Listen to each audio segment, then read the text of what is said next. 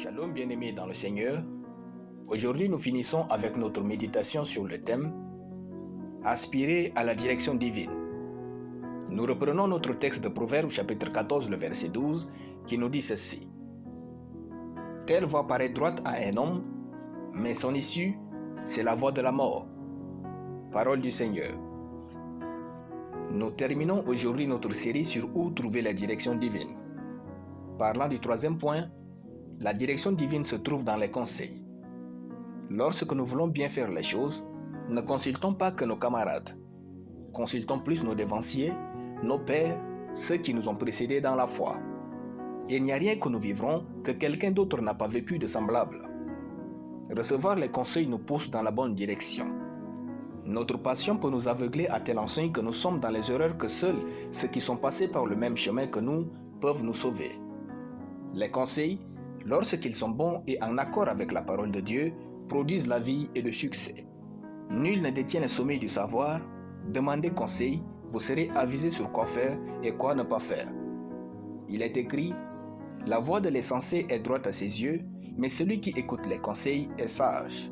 Proverbe chapitre 12, le verset 14. Ne soyez pas un insensé.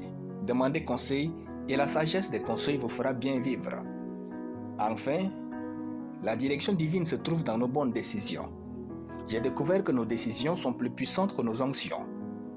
Nos décisions sont plus puissantes que nos jeûnes.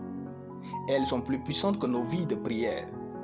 Nos décisions ont la capacité de modifier toute notre vie en une fraction de seconde. Il n'y a jamais de petites décisions. Par exemple, dans le livre de Ruth chapitre 1, nous trouvons l'histoire d'un nommé Elimelech. En fait, il eut une famine dans le pays de Bethléem. Elimelech partit avec sa femme et ses deux fils pour faire un séjour à Moab. Plus tard, Elimelech et ses deux fils moururent, sa femme Naomi rentre veuve et amère à Bethléem. Une seule décision et la vie de cette famille a complètement basculé dans le noir. Il faut accorder une grande attention à nos décisions.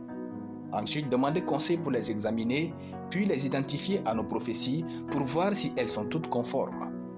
Enfin, ramenez le tout dans la parole de Dieu pour voir si la parole de Dieu est valide. Ce processus donne de vivre une vie pleinement comblée. Refusez de vivre à perte en banalisant vos propres décisions. Choisissez de vivre une vie avec une finalité excellente et meilleure. Aspirez de tout cœur à la direction divine, ne désirez que la volonté parfaite de Dieu pour votre vie. Rappelez-vous toujours que le Saint-Esprit est présent pour vous guider en toutes choses, en tout temps et en tout lieu. Alléluia. Nous allons prier. Merci Seigneur pour la puissance de ta parole qui me propulse dans une vie remplie de sagesse et de bonnes décisions au nom de Jésus. Amen. La lecture biblique en une année, Osée chapitre 5 à Osée chapitre 6.